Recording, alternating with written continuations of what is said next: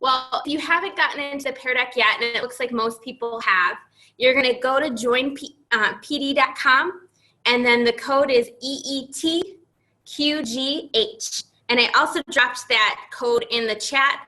Really great practice, especially as some of our students have slower connectivity as well.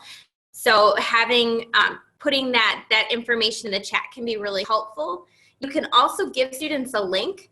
So there's the link here. I'm going to even drop that in the chat, which is just a direct. It takes them directly to your Pear Deck. So feel free to utilize those tools, and again, students can join at any time, and it'll take them straight to the slide that you're on. So I don't think it's any secret that I do really, really love Pear Deck, especially while we are remote learning. I think what's wonderful about this tool is it gives every student a voice. So every student has the opportunity to respond and engage. And if you're using the teacher dashboard, you can see who's not responding to and provide them some additional support. So here's a little trick that I love to do with students and makes attendance even easier is you can say, all right, folks, can you mark off your name using your favorite color? So you just put the name of your students there, and they can highlight, and you can show the responses. So I see Becky's already responded here in red. If it's your favorite color too, it just starts the conversation. So if you guys want to scratch off your name that you were here. And up in the upper left-hand corner here, you can see that I can stack the responses, so I can see everybody's response in one screen. This is great if you're utilizing a map or a graph, or if you are doing anything drawing related, you can create a hotspot and you can have it live with your students. So can you tell me how you stacked it, how you saw everyone's in the same place? Absolutely. So up at the top here, you have 3 different layouts. And generally speaking with Pear Deck, I don't share my screen unless I've got a slide like this where it's a drawing slide and I want to show students what we're doing. So in the upper left-hand corner, I can do the list view, which is if I scroll, then I can see everybody's that way. I can do the grid view, which is probably the most commonly used way. But then the stack is, or it's called the overlaid layout. And so now everybody's is on the same slide here. You guys can see, oh, Aaron and Julie have the same favorite color. That's awesome. You can make connections there. So it's pretty cool feature there. Hey, Steph, can I ask a question really quick? Absolutely. Because I use grid view a lot for Pear Deck because I love it. But is there a way to see the students, like which student is which? Besides obviously doing this, you could tell who's who. Yeah, so if I were to click on these 3 dots in the bottom right corner, okay, it's an open dashboard. And so this is the teacher dashboard. And I never share the teacher dashboard with students. The projector is what I was sharing with you guys, but the teacher dashboard here, if I open up, I can see each individual student's name. If I go to grid view, your names are all right here. Because when I went to grid view, I swear I didn't see my students' names. You were probably in the projector view. Make sure you're in the. Oh, okay, thank you. Yeah, and while I'm on the teacher dashboard, there are some, you can star specific answers. So if you wanted to only show a few responses, you can do that. You can also hide, if you click on those 3 dots, you can hide a response. So if we have a goofball saying something that maybe is off topic or not appropriate, you can hide that response. Now, as of this year, you can also add individual feedback. I'm going to respond to Corey here. I'm going to say, I love blue. I'm going to send that feedback to her. And then in her bottom right-hand corner of her screen, she'll be able to click on a pop-up box and see my response. So again, there's so much that you can do. Typically, when I'm in a face-to-face classroom, I have the teacher dashboard on my iPad. So I'm walking around with students, and then I run the projector view from my actual screen. But if you have 2 screens, you could have your teacher dashboard in one screen and then your projector view in a different screen. Awesome. All right, so Steph, I'm sorry, can I just ask one more question? Did you say that when you do Pear Deck, you generally don't have it on, you don't share your screen? typically no, because it's controlling the kids' screens. So they see what I see. If I'm using like a graph or a drawing and I do want to direct them to see what other students have said, then I'll say, okay, can you look at your Zoom screen now?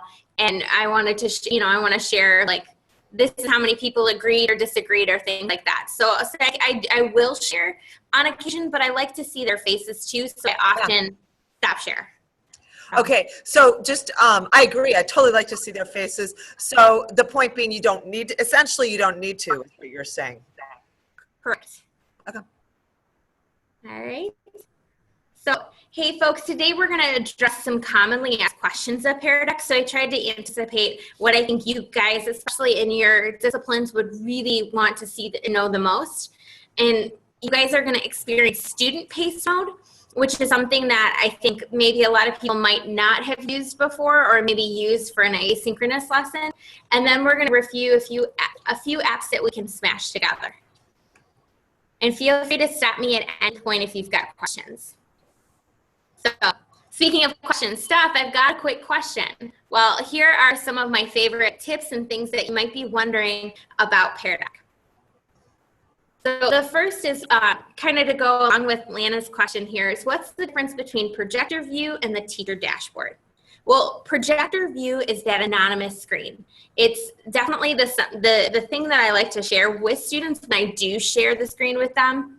And again, think of it as like a student view. Because their names are not attached to their responses, it becomes a safe space for them to share and also to celebrate great comments and feedback there. And as noticed here in this image, the projector view looks like a little projector, and then the dashboard almost looks like a film strip with the little boxes there. The teacher dashboard, that's when you can see who's responded. You can add the star to favorite something or hide something. You can view this on another device, on a different monitor. And then also you can add individual feedback here. And that can be time consuming. So I don't often use that feature, but it's definitely nice. And if we know we've got a student struggling, it can be a really great way for you to give some personalized feedback and support to that student. Another question is, what are those 6 common question types? And so this is the first thing you see in the bar. You've got their library of slides where you can utilize slides they've created. But then here's the 6 question types that you can add easily to any slide deck that you've already created. And I know especially in your 2 major disciplines, you guys are constantly doing amazing things with Google Slides. And so you don't have to reinvent the wheel to enhance it. You don't have to completely change everything, just to give it a little tweak and make it a little more engaging, especially while our kids are on Zoom and muted. So some of my favorite aspects of these 6 question types are, multiple choice is great for doing quick polls or surveys. The website URL is great for app smashing, which we're going to talk about at the end of the presentation.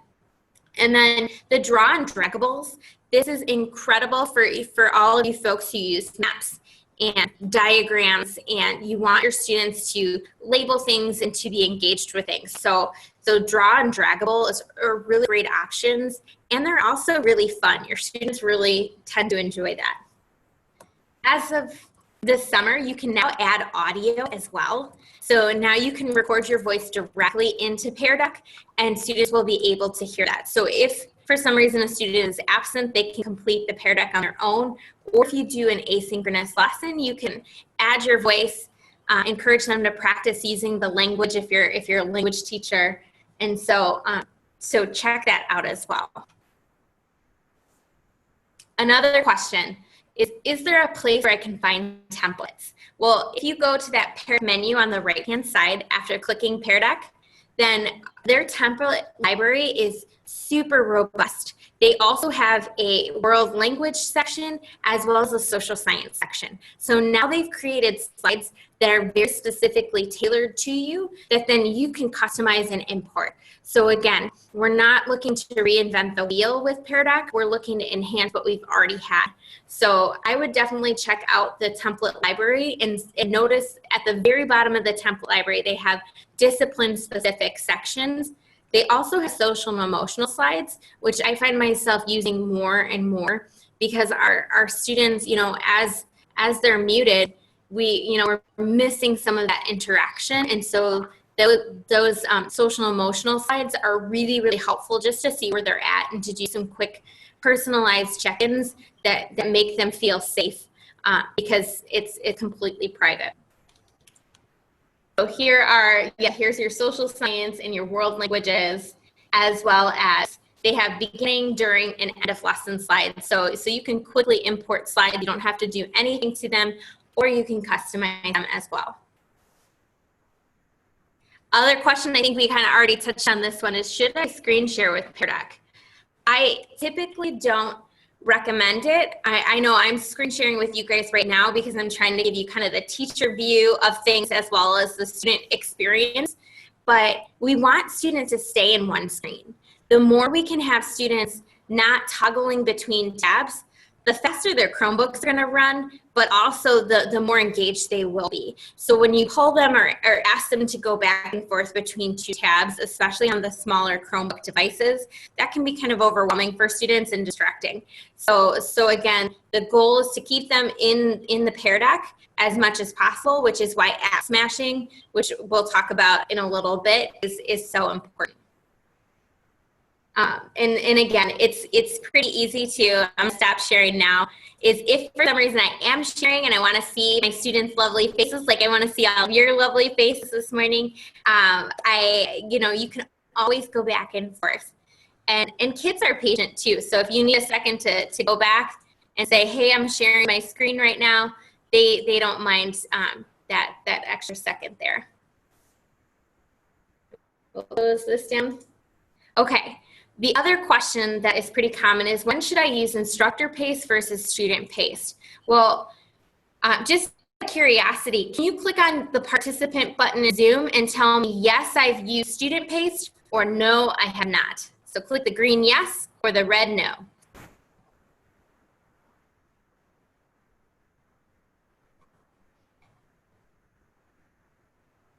And I love that feature in Zoom that we can quickly do a poll. Awesome. It looks like Lana and Nora and Aaron and Al, they've all used student paste. Losing audio again. Hang in there, Al. And again, this will be recorded. So if something happens and somebody drops out, feel free. I will send you the recording. But if you haven't used student paste, I'm going to let you guys experience student paste in just a second here. Student paste is amazing for asynchronous lessons, or if you run out of time in a lesson and you want students to continue something later on, or just have the ability to go back to it.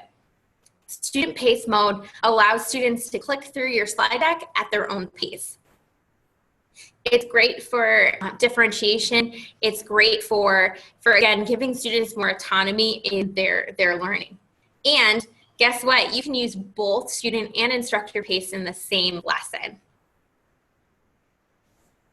But the other thing is giving student feedback. We already kind of talked about this on the teacher dashboard, but this is a new feature.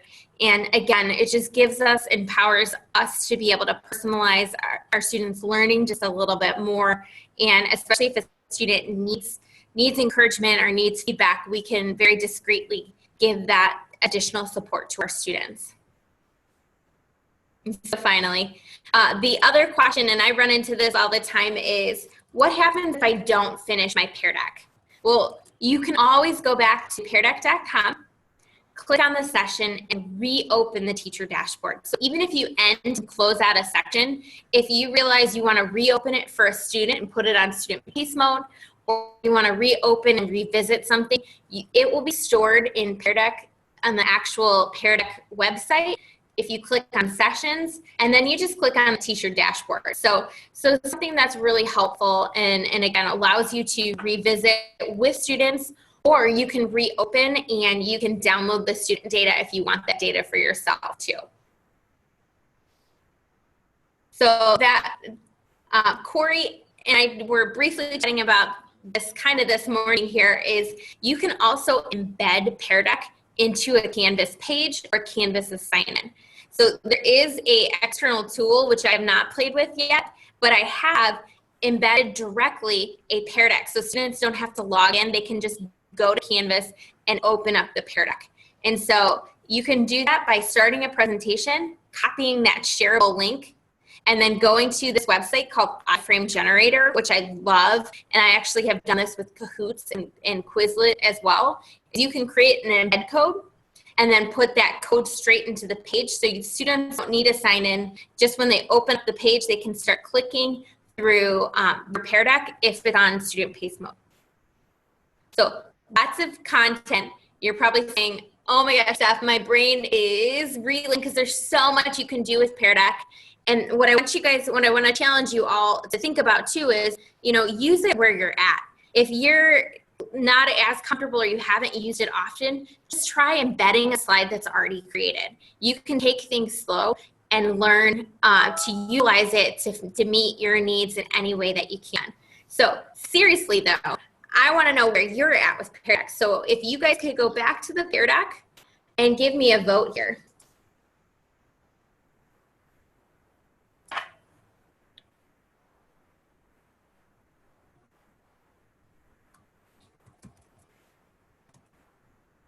Awesome. So I could open up my teacher dashboard and see who specifically has said what. So it looks like I've got 13 responses. I should have maybe a couple more here. But a lot of you, which is really cool and encouraging. And I knew after talking to Corey that a lot of you have played around with it. So that's why I'm kind of giving you a little bit more of the advanced features. But there are some of you that you're new to it, which I have, I'm going to turn it on student pace mode, and I'm going to give you guys some self-directed time in just a second here. Now, as I scroll through here, I'm going to give you about 7 minutes. And so sometimes I'll tell the students if they're working independently, you can stop your video for the next 7 minutes.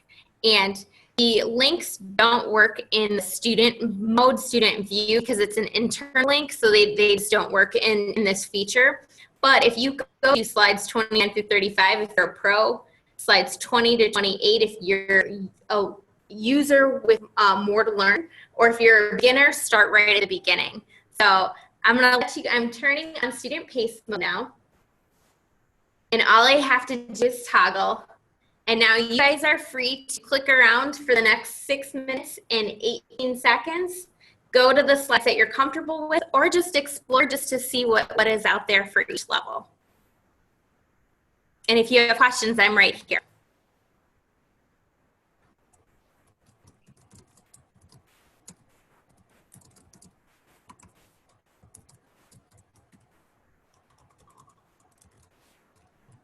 Resume recording. So when you are recording on Zoom, let's say you're doing a direct instruct lesson, but you're going to take a break to work, you can pause that recording and then restart it too, so it'll be one solid video, which is nice.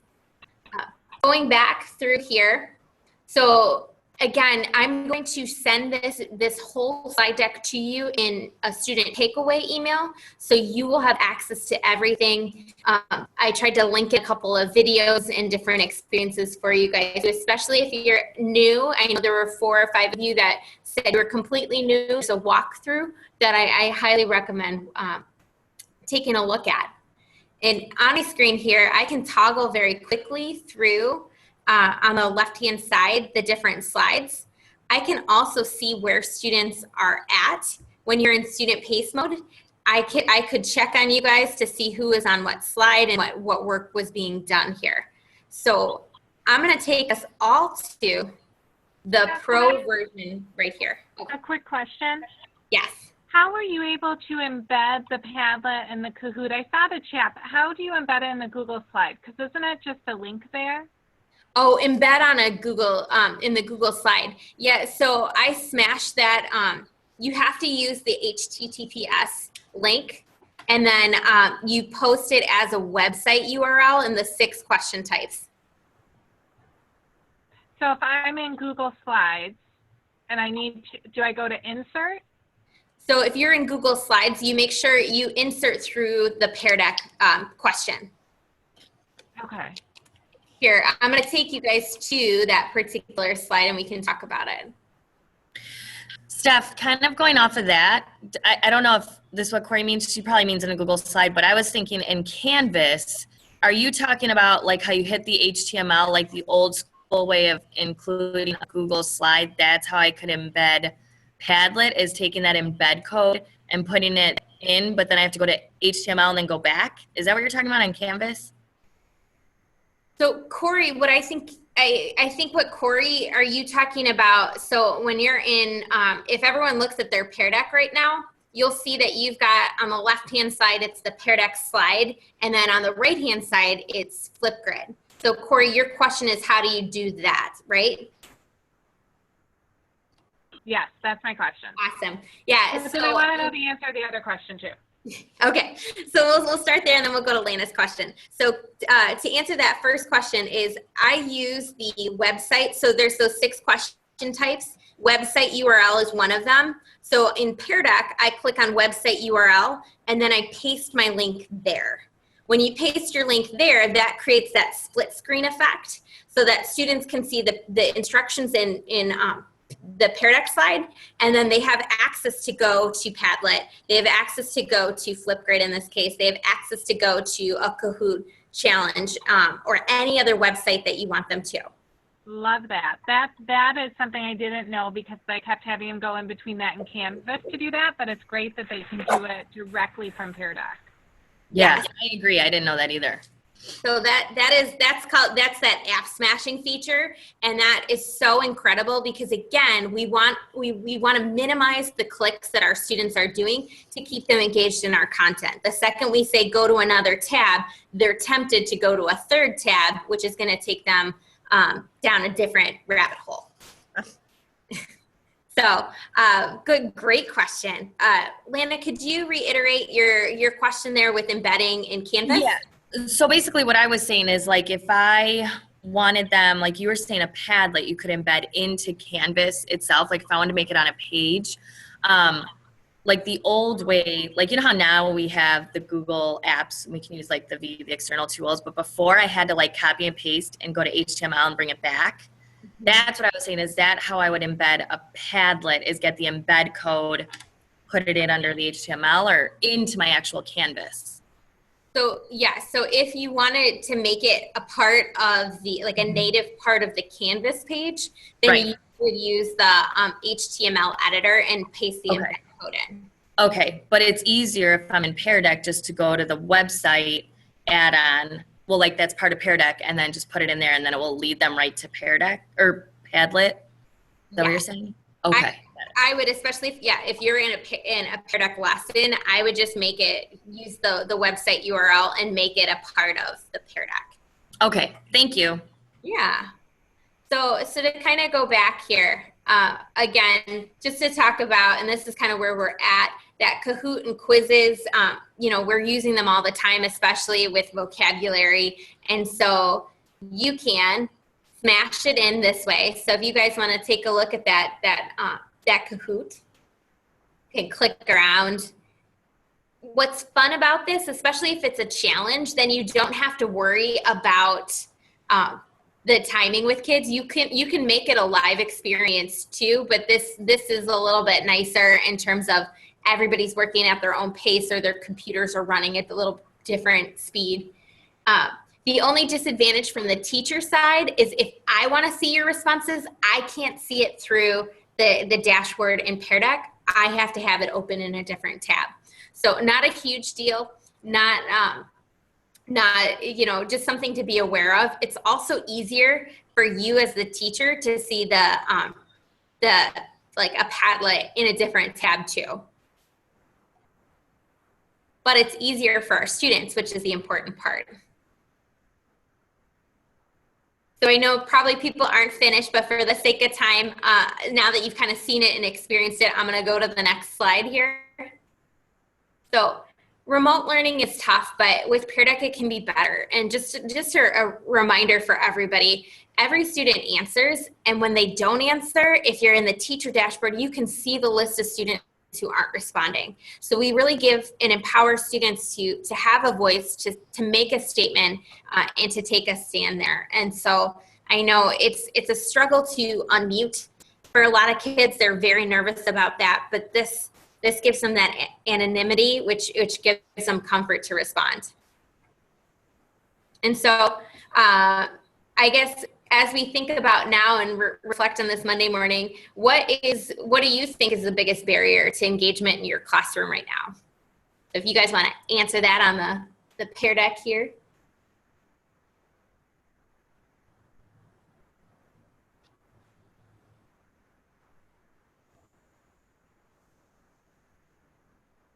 A fun feature you have at the bottom of your Pear Deck, your projector view, is if you hold lock screen, you can give students a timer. So I just turned on a timer. Then they have an idea of how much longer they have to answer a question. How'd you add that in, Steph, for the just random timer you just added? So it's the bottom right-hand corner where you've got the show responses button. Yeah. Right to the show responses, it's called lock screen. So you can lock the screen immediately. You can give them a 30-second, 1 minute, or 3 minute timer, and I can reopen it too. So if I know students were like, "Hey, I didn't finish," I could reopen that as well. So that's okay. That's huge. Yeah, I didn't get to finish because I was talking to you. So yeah, but I like that. Yeah, so looking at your guys' the internet distractions. So Pear Deck does a nice job of hopefully minimizing that if you utilize this app smashing feature. The tech issues, there's no solving those. Focus, but again, Pear Deck can make things, keep them engaged and make it interactive, hold them accountable. In breakout rooms, I do love using like a Padlet or a common Google Doc where I can see all students writing at the same time. So that might be a nice feature. If you, whoever said this, I can talk to you a little bit more about utilizing like Padlet to keep everybody accountable for responding. But yeah, it's tough out there, but you know what? I think something to think about and remember too is that you guys are doing awesome. We're all making it work as best we can, and you know what? Our students see that, and I know that even when the tech goes down, they know we're working hard. So keep doing that. All right, friends, if you could place a star next to any of your favorite apps that you like to use with students.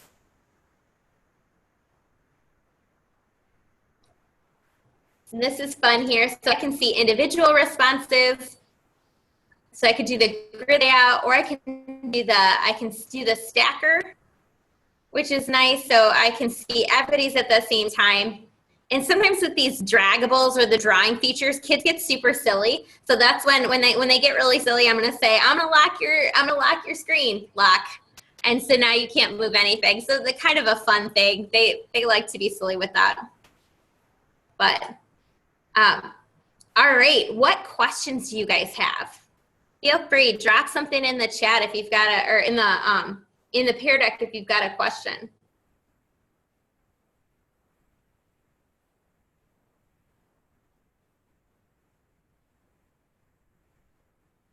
Yeah, this is a good question. Is there a way to preview the Pear Deck from the student perspective?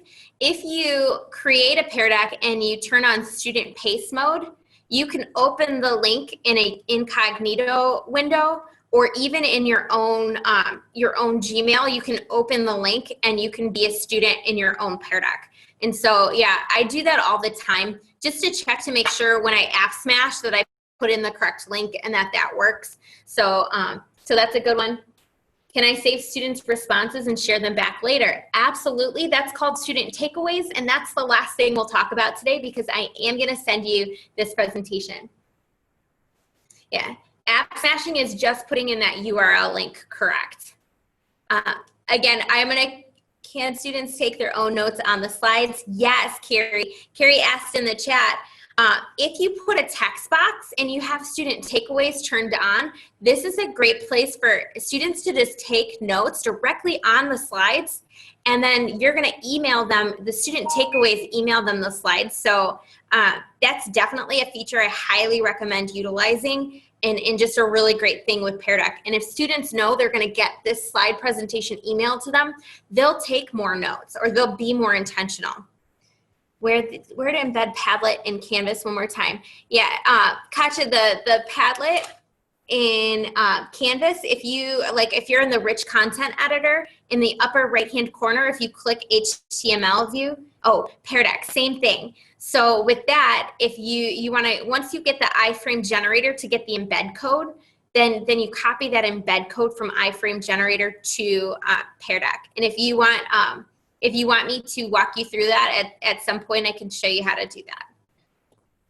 All right, I'm gonna move forward here, kind of wrap up here so you guys can get on with your day. So we've already talked about app smashing, and this is just a great way to have students share videos. They can gather resources, they can solve problems, they can collaborate, because you can even app smash in a shareable Google Doc or a shareable Google slide, which it can be really, really neat. So you can create all kinds of spaces for students to collaborate all in one screen. And those can be artifacts that are utilized later. I just want to encourage you guys that it's okay to fail. The only way I learned anything about Pear Deck was starting when I was really nervous to try it out, because we don't see it often from the student perspective, and messing up a bunch. Like, the students don't, they don't care, I think, as much as we are so sensitive to failing, but we can learn so much when we do. So start small, try to integrate a few things, and then keep building from there.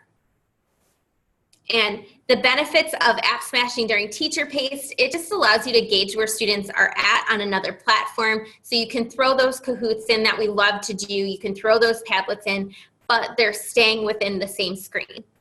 And then it allows students to collaborate. Like I said, when they're responding individually to us in Pear Deck, it's great. But we want to create spaces where students can respond to each other too. And so utilizing Padlet or a Google Doc where they can write can be really beneficial there. And during student pace mode, it just gives students different resources to explore. So if you want them to read or learn more about something in American history, you can send them to the Library of Congress and they can be looking at a website. When you app smash with student pace mode, again, it just creates a new workspace. And then you can also embed formative and summative assessments within Pear Deck too. And then, so I'm not going to have you do any of these, but I've got a couple smashed in just so you can see what it looks like. So here's a flip grid. And so here are my instructions, and then the flip grid's on the right-hand side. So then if you wanted to put content or information on the left side, you know that then students can go and respond to that content in the right side. Steph, can I ask a quick question about the flip grid? Sure. When I did this, it did take a little bit of time. I realized with embedding the flip grid. Oh, I didn't do it through Pear Deck though. I was gonna say through Canvas. I don't know if it's the same. I lost like it wouldn't transfer my other topics. Like when I put it in Canvas. So is it the same with Pear Deck, or Pear Deck will just take you to that specific question? So this, I put in a very specific topic. So I take take the shareable link for the topic and take them straight. Got it. Okay, great. Good to know. And from a language perspective, if you had them responding to a couple of different prompts, I would put it on student pace mode so they can work at their own pace, but then insert each topic or create a new topic for each response, if that makes sense. Yep. Yeah. Thank you. And the one thing to be sensitive about this, if you're on teacher paced, the second I go to the next slide, it boots kids out. So you just have to be really careful with either giving them too much time on the flip grid or putting it in the student pace mode. And so Google School, you know, you can create a hyperdoc, and I have like a little scavenger hunt here, which you don't have to do, but the form here on the right hand side, there's so much we can do with our Google Suites products that can make students, again, create a new space for them to explore different content or show that they've learned something. If you put a Google Doc here or a Google slide here, make sure that if you want students to write on it, that you change your share settings so that anyone with a link can edit. Otherwise, they won't be able to access it. This is just a regular form. They can fill out the form. I put in the preview link of the form, the viewable version, and students could go for it. So now that we've seen app smashing in action, this is an old favorite of mine, dot storming. Dot storming only gives you one slide free, so it's very minimal use, but it's definitely a cool thing to do. So if you guys want to share with me one thing that you can do to put this into your teaching practice.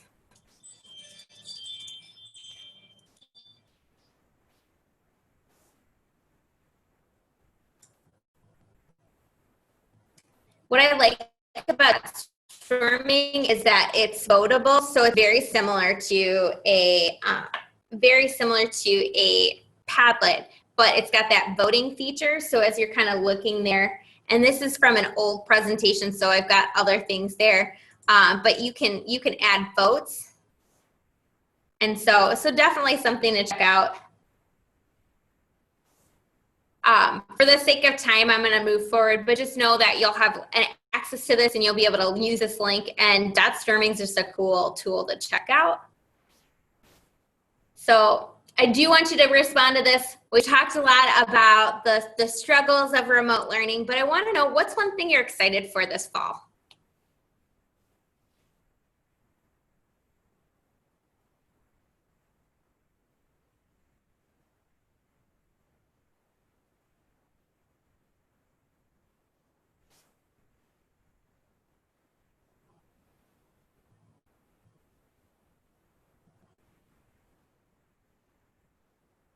Cooler weather, pumpkin spice, trying new tech ideas, apple cider donuts, digging into the curriculum, being more comfortable, new stuff. You know, I think while this is not ideal type of learning, while this is the world we're in right now, just think about how much we're learning and how much better and stronger we'll be, because it's been trial by fire, literally, with technology, that that's going to make that normal. If and when we ever get back there, we will, but it'll make it so much better. Yeah, remote learning has encouraged creativity. So on that note, I'm going to move forward. So thank you for participating in today's training. I am always here. I know you guys know that, but I love working with your department. You guys are so creative and do so many amazing things. Your takeaways will be sent to you. And just a reminder about, how do you turn on takeaways? Well, takeaways is something you do have to manually turn on, but if you go to the Pear website, when you click on your name and click on My Account, it'll take you to these settings, and you want to make sure that you turn on the takeaway setting here. So you can turn on classroom climate, you can turn on takeaways. Obviously, we're not using Google Classroom anymore, but if you click on your account, My Account, and then you go to settings, it will give you all of these different features. And once you toggle it on, when you end the session, which I'm going to do right now, make sure you name the session. That becomes really helpful if you ever want to reopen or revisit for content. So it is our CLT Monday with the best department ever. Don't tell English I said that. And then I'm going to put the date. And so once, as you can see here, it's got this little checkbox which says publish student takeaways.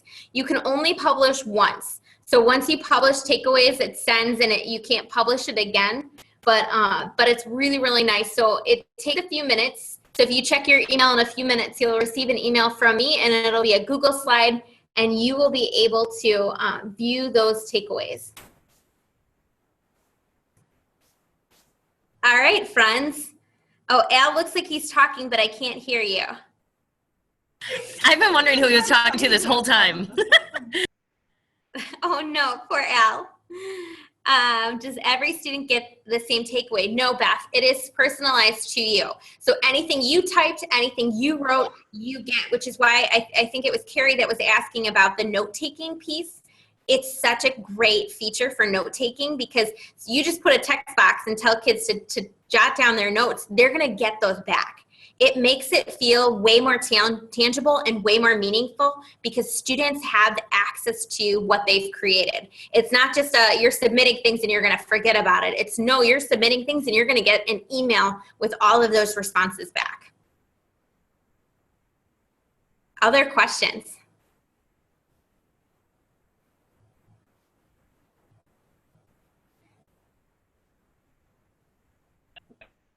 Well, thank you so much, Steph. This was wonderful. I learned a ton of new stuff. And again, don't feel like I showed you more of the medium to advanced things today. This was not a beginner session because I know many of you have played with it before, but take one thing, try one thing. And if it fails, guess what? It fails. Not a big deal. This is the year of failing and retrying and learning. And again, feel free to book me at any time. I am always here for you guys to talk about Pear Deck or school or Canvas or life. And I look forward to seeing you from a very far distance in the hall. So, all right, bye guys. I will email this link to you. Have a wonderful, wonderful rest of your Monday. Thank you.